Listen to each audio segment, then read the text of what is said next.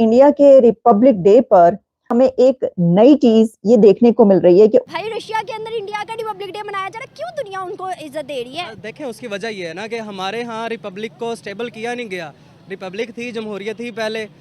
और यहाँ पे ये भी बताना चाहूंगा कि ये जो उनका डे है इस पे ये पहली दफा नहीं। नमस्कार दोस्तों, जैसा कि आप जानते हैं कि 26 जनवरी को पूरे भारतवर्ष में गणतंत्र दिवस को धूमधाम से मनाया गया और इसके साथ ही साथ दुनिया भर के देशों से और लीडर से भारत के रिपब्लिक डे पे शुभकामनाएं आई। लेकिन इस बार एक ऐसी शुभकामनाएं जो कि रसिया से आई, जो कि एक खास अंदाज में और बाकायदा भारत के गणतंत्र दिवस के लिए रूस के मॉस्को में एक खास कार्यक्रम किया गया, जिसकी वीडियो बना करके रसिया की एम्बेसी से ट्वीट कर भारतीयों को बधाई दी गई,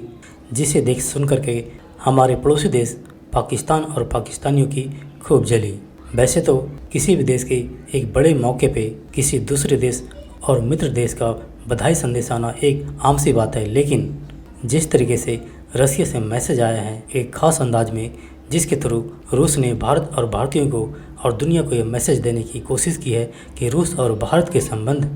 काफ़ी मजबूत हैं, न सिर्फ डिफेंस लेवल या पॉलिटिकल लेवल पे, बल्कि दोनों देशों के जो रिश्ते हैं वह लोगों के स्तर पे जुड़े हुए हैं और एक देश दूसरे देश के खुशियों के अंदर शरीक लेता है, पार्टिसिपेट करता है। और यही मैसेज रूस के एम्बेसी द्वारा ट्वीट किया गया, जिसमें रूसी लोगों ने भारत के गणतंत्र दिवस को सेलिब्रेट किया, डांस करके, गाने गा करके। और इसी के साथ रूस के प्रेसिडेंट व्लादिमीर पुतिन ने भी भारत के बारे में कहा कि भारत एक ऐसा देश है जो इस डिफ़िकल्ट टाइम में भी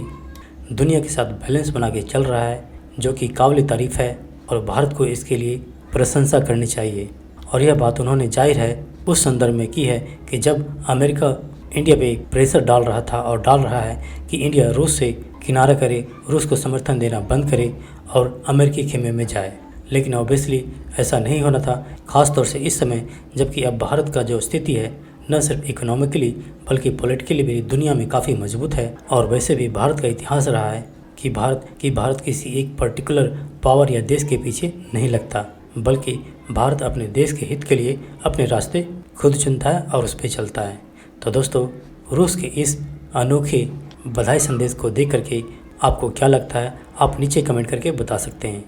थैंक यू।